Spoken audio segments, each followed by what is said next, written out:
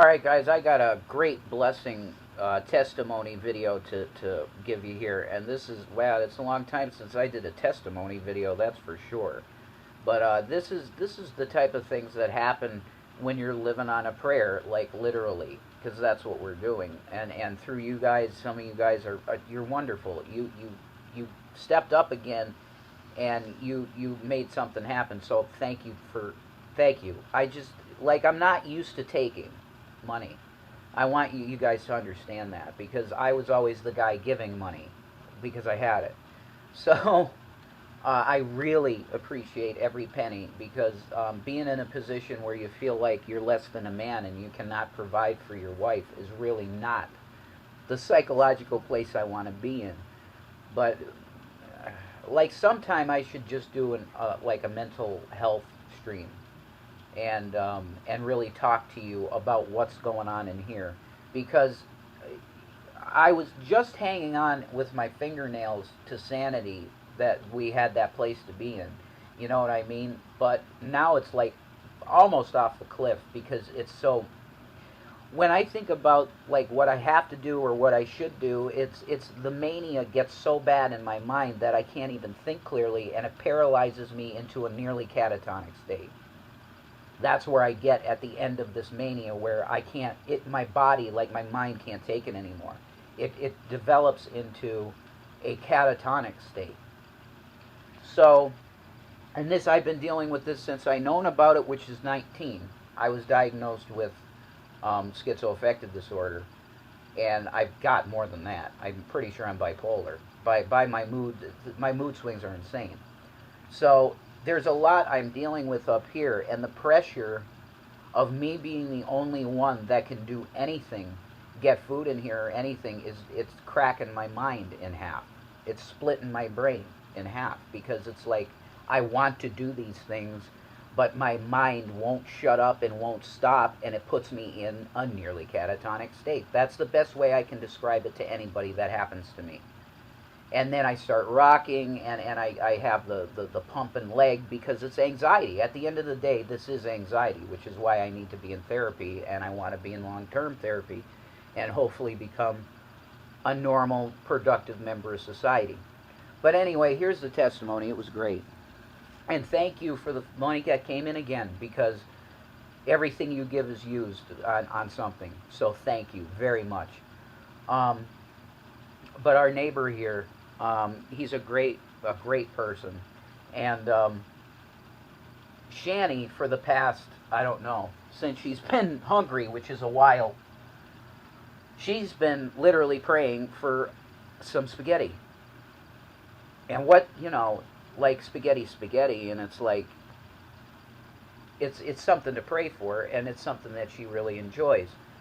So the guy next to us is just a blessing. He's a Christian too, and a real one, because on his wall he's got "Trust in the Lord," big letters, "Trust in the Lord." That's a real Christian. That's definitely a real Christian, and you can see it in the eyes. It's just there. So he knocks on her door, because I was going around trying to figure out something food-wise, because we had to do something for food, and because the donations came in a little bit later. So uh, I was asking him about, make it, like, do you have any extra food or something? But eventually we get a knock at the door, and he's like, "Yeah, I'm gonna make you some pasta." And he said, "This is the Lord. This is totally from Him. He told me to do. He told me to do this." That's a quote. He told me to do this. Now, I believe that, and a Christian's going to hear that and go, "Wow, Shanny was praying for like maybe 4 or 5 days for spaghetti specifically, and it shows up a beautiful plate that you loved." And we loved it. It was delicious. It was like from a Italian restaurant. He can cook, man, a meat sauce. That's a testimony, because that stuff doesn't happen. It just doesn't happen. Oh, it's common, it's spaghetti. Not really. Not in the living situation that we're in. I don't know how he made it so perfectly. Like, he might have a hot plate or something, I don't know. But this is a testimony, and God's good. He gets you through the next day without you seeing it. It happens, and just people bless. And you know what? That's what I always have to keep in mind. in for me, and it's a personal battle to not embrace the anger and the rage, that there are good people, and the country's being spared right now because there are good people. Because otherwise, God had let it all go down and nuke it. That's the truth. What a testimony. Thank Jesus. Praise God. Love you guys. Bye. Hey guys, I'm back again. So I want to give you like an update because like you responded to the video, and I appreciate you greatly for it. I'm telling you, we don't. This hotel is so weird, man, that they don't have a functioning phone line, and that's really strange to me. It must get routed because I know there's a number on Google for it, but I don't think that that's the number that you call to get the manager. So it's really weird, and it's like being on the edge of some weird star system, and it's like, I don't know why. I think of like Hitchhiker's Guide to the Galaxy or something. But there are good people out here. What?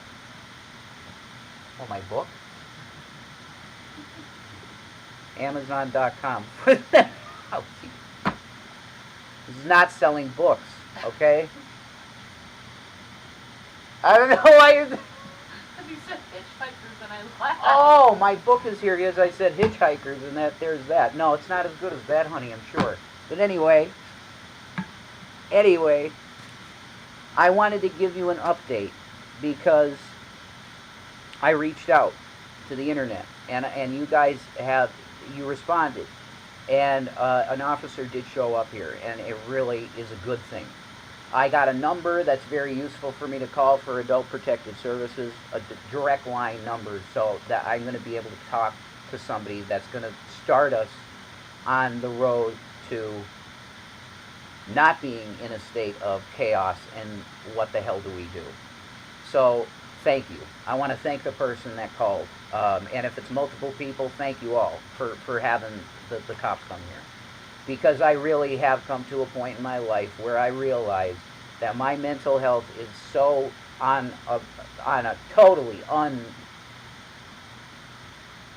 it's chaos in my mind. So we might even end up going to the hospital to sort out some of these things to get back on our feet because we've been starved for like 2 weeks. It was rough. So that's always a good thing to do. Like when I had a few times in my life where I was taking care of other people and not myself. And it ended up with me in the hospital having a schizophrenic break and being in a ward for like 3 or 5 days. In the case that it's mandatory, you're there like 5 days. You can't do anything about it. But if I check in willingly and say I want help, you can pretty much check out when you want. But honestly, a place like that for me right now would be comfort, I think. Because this real life, holy shit, what are you going to do? And you have no options, no car, no money, no nothing. I really feel like that's a better situation for me, and I think it would be for Shanny too. So thank you for the call out. It worked, and we got a number that I'm going to be calling soon, and yeah, I'm pretty sure we can also get a phone type app on the computer, which would be really good if I could just talk to somebody at length and explain the situation we're in here, and then get the local involved. That's it. So thank you for calling very much. God bless everybody.